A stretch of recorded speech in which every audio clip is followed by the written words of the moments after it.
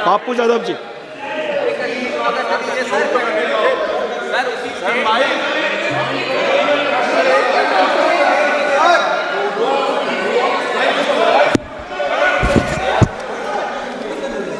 अध्यक्ष जी, आपको बहुत बहुत धन्यवाद अध्यक्ष जी। मैं वाद विवाद में नहीं जाऊंगा। नहीं सर, मेरा सवाल सबसे पहले अपने उस पराक्रमी सेना के लिए जिन्होंने अद्वितीय पराक्रम दिखाया। भले ही हमारे नीति ने उनके पराक्रम को लक्ष्य तक नहीं पहुंचाया, लेकिन हम सब का जीवन, मन, धन, सेना के आजीवन उनके परिवार के प्रति समर्पण। जो भाई बहन, जो हमारे परिवार के लोगों ने इस देश के 26 शहीद को हम लोगों ने खोया, हृदय की गहराइयों से मैं उनको श्रद्धांजलि देता हूं।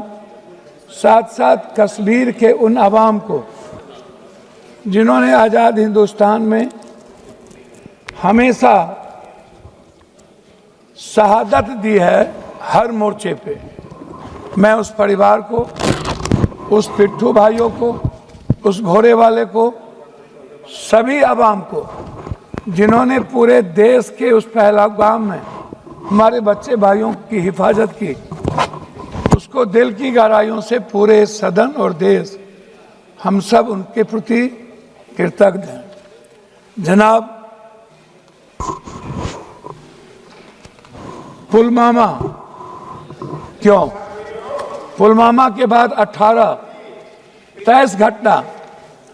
अध्यक्ष भैया, एक मिनट भैया, प्लीज हमारे बीच में ना बोलिए।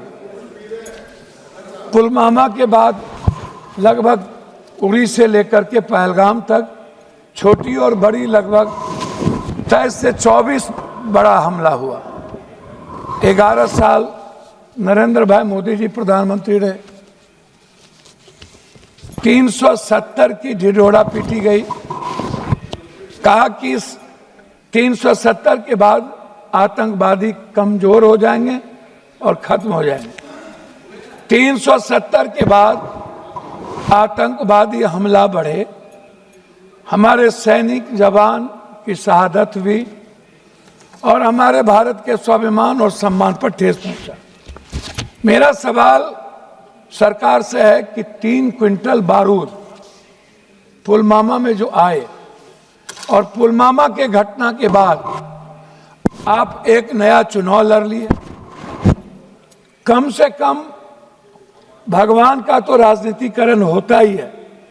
इस देश की जब आप राष्ट्रवाद की बात करते हैं तो आपको मानवतावाद को पहले बात करना पड़ेगा। हमारे डिफेंस मिनिस्टर संगच्छध्वम संबद्धध्वम समवो मनांसि जानताम देवा भाग्यम यथा पूर्वे संजानना उपासते समानी वयाकुति समाना हृदया निभा समानो मस्तो नमा यथा वह सुशासन। एक लाइन बोले और लाइन वो भूल गए। और इसी में है भारत की पूरी संस्कृति, पूरी सनातन, पूरी वसुधैव कुटुंब, पूरा सर्वधर्म संभाव और सार्वभौमिकता। इससे हमारा भारत पूरी दुनिया में गौरवान्वित होता है। लेकिन कभी भी हम नेता और हम पार्टी के लोग किसी भी छोटी बड़ी घटना का राजनीतिकरण करते हैं। मुझे दुख इस बात का है कि हम संविधान के सॉवरन की बात नहीं कर पाते। हम संविधान की बात में जब आते हैं तो हम वन जस्टिस की बात नहीं होती। मानवर, मैं आपसे उस 3 क्विंटल बारूद के बारे में यह देश जानना चाहता है कि उसके बाद क्या हुआ। पुलवामा पे चुनाव लड़ लिए, लेकिन पुलवामा के लोगों, जिन लोगों ने घटना की, जो लोग हमारे भारत में भी गद्दार थे, क्या उनके बारे में कभी इस सदन में चर्चा, जैसे नोटबंदी की नहीं हुई, जीएसटी की नहीं होती, उसकी बात नहीं हुई। आ गए पहलगाम। आप इंटेलिजेंस फेल्योर की बात हम करते हैं। पुलवामा में भी इंटेलिजेंस फेल्योर था। आप हमारे सैनिक को सब कुछ पता था, आपने उसको दबाने का प्रयास किया।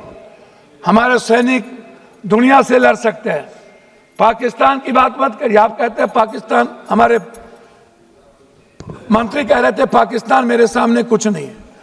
आप उठते सोते पाकिस्तान, कब्रिस्तान, शमशान, ईद, बकरीद, तलाक, एनआरसी के अलावे पाकिस्तान जितना आपने किया उतना हम सनातन कर लिए होते तो हमारी किस्मत चमक गई। पाकिस्तान की बात कोई और नहीं करता। पाकिस्तान की बात करके आप राजनीति को जिंदा रखते हैं, क्योंकि आपकी दुकान सिर्फ पाकिस्तान से चलती है। जिस दिन हिंदू मुसलमान करना बंद कर दीजिएगा उस दिन एक सीट नहीं जीत पाएगी। अब पहलगाम के बाद आपने राजनीति कर ली, आप भावनात्मक सिंदूर के सवाल को ले आए। मैं पहला सवाल आपसे पूछूंगा कि हमारे 150-200 मीटर पर सैनिक थे, उन्हें खबर नहीं थी कि पहलगाम के पर्यटन के लिए केंद्र खोल दिया गया। हमारे कश्मीर फोर्सेस को पता नहीं था, हमारे किसी इंटेलिजेंस को पता नहीं था। आखिर वो कौन से ऑर्डर कहां से गए, दिल्ली के किसके ऑर्डर थे कि पहलगाम को खोला गया? इस बात को आप समझिए। ये बात सभापति महोदय, सबसे महत्वपूर्ण है ये जानना कि इंटेलिजेंस किसके साथ है। इंटेलिजेंस क्या गृह मंत्री जी देखते हैं? क्या गृह मंत्री जी को किसी बात की जानकारी नहीं थी? हम नहीं, आप नहीं, ऐसे नहीं अध्यक्ष जी, कम से कम ऐसे। मैं आंशिक रूप से आपसे एक बात कहना चाहूंगा, गृह मंत्री जी, आप हमको मालदीव इंदिरा गांधी जी को मैं ले जाना चाहूंगा, आपको थोड़ा सा समय, हमको 2 मिनट समय दिया। वास्तविक में आधुनिक शुद्धम क्षमता में सुधार धीमा। मैं आपको नेपाल से दूरी और चीन की घुसपैठ की बात करूंगा। 2015 में कथित ब्लैक बॉट के बाद नेपाल का भारत विरोधी भावना बढ़ी। नेपाल ने भारत से दूर होकर चीन से सैन्य और आर्थिक समझौता किया। नेहरू और राजीव गांधी के समय नेपाल का भारत मित्र था। मालदीव में इंडिया आउट पर्यटन बहिष्कार, 2023-24 में भारत विरोधी बयान, भारत सेना की वापसी, मालदीव ने चीन की गोद में जगह बनाई, भारत मौन रहा। इंदिरा गांधी के समय भारत मालदीव समुद्री संरक्षक, सीएए बीएसएफ गोलीबारी, बांग्लादेश और भारत विरोधी माहौल, भारत के खिलाफ जनभावना बढ़ी। चीन ने वहां बंदरगाह परियोजना शुरू की। 1971 में इंदिरा गांधी बांग्लादेश बनवाया। श्रीलंका ने, मैं लाज कर रहा हूं सर, श्रीलंका ने रद्द किए भारतीय अनुबंधन, नए राष्ट्रपति ने भारत समर्थित समझौता रद्द किए दिए चीन। ईरान से रिश्तों में गिरावट, चाबहार पोर्ट परियोजना धीमी हो गई। राजीव और इंदिरा जी के समय ईरान भरोसेमंद साझेदार था। SARCC, BIM, STC निष्क्रिय। चीन से डर और अमेरिका, अब लास्ट में कर रहा हूं, तुर्की के साथ टकराव और व्यापारिक गिरावट, व्यापार, विमानन और डिप्लोमेसी। मैं अंतिम में मैं आपसे कहना चाहूँ, अंतिम में कह रहा हूँ सर, ऑनरेबल मेंबर, सर अंतिम में सर, मैं एक मिनट सर, एक मिनट ऑनरेबल मेंबर, सर, एक मिनट सर, एक मिनट, मैं आप खत्म कर दीजिए, एक मिनट सर, एक मिनट जस्ट मिनट दुराई जी, जस्ट मिनट, एक मिनट भैया ऑनरेबल मेंबर, भैया खत्म कीजिए सर। मैं 1 मिनट जानना चाहूँ, आधा मिनट। मैं अंत करूंगा कि इजराइल को छोड़ के पहली बार आजाद हिंदुस्तान में रूस ने भारत का सपोर्ट नहीं किया। हम चीन के सारे संपत्ति, सारे व्यापारिक चीजों को हम बढ़ावा देते हैं। चीन हमारी जमीन को हथियाता है। हम चीन पर एक बार हिम्मत और औकात नहीं होती है बात करने की। हमारे सेना को लड़ने की ताकत है चीन से, अमेरिका से। அவைத் தலைவர் அவர்களே, காஷ்மீரின் பகல்காம் பகுதியில் 20 நிமிடம் நடந்த அந்த